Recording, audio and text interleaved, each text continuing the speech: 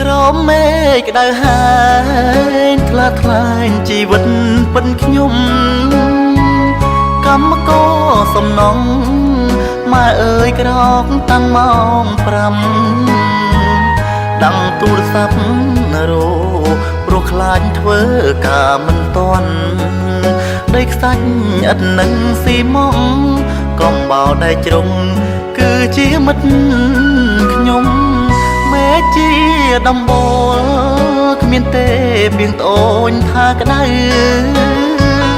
កំឡឹងជាផ្លូវលើកដាក់លីសែងគ្រប់យ៉ាងរុងតែគ្រួសារពុកម៉ែកូនអាចធ្វើបានប្រឹងហូបចុកឲ្យក្រន់យកកម្លាំងធ្វើការថ្ងៃស្អែកខ្ញុំគឺជាកម្មករធ្វើការសំណងខោអាចជាប់ខ្លួនប្រឡាំងញើជោគរាល់ថ្ងៃដើម្បីតែប្រាំងជីវិតជួនកាំងប្រថុយព្រោះថ្នាំងកើតផុយតែត្រូវជំនះគ្រប់យ៉ាងយើងក្រគ្មានអ្វីសំអាងប្រាថ្នាចង់បានទៅប្រឹងតស៊ូកម្មករសំណងធ្វើការដោយចិត្តស្មោះសរដេញឈ្មោះមិនល្អក្រុមគ្នាមិនឲ្យដំឡៃគេរើសអើងខ្ញុំការងារគេគិតថោកថ្លៃជីវិតខាងអប់រាំងស្មីសង្ឃឹមមានថ្ងៃរួមសុខដូចគេ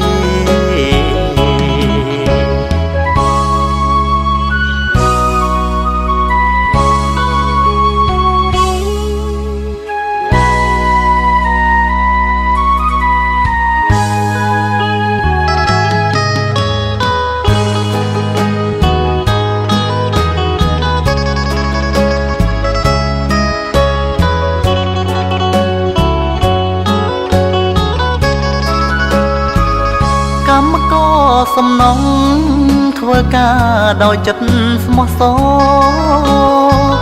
ដេញឈ្មោះមិនល្អក្រុមគ្នាមិនឲ្យដំឡៃ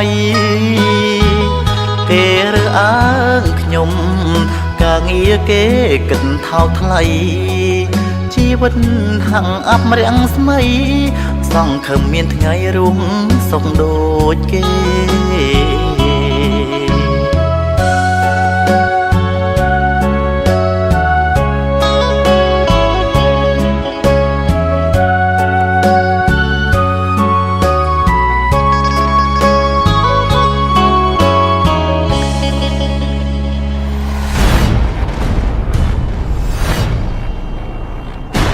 Bull Costa Entertainment Production.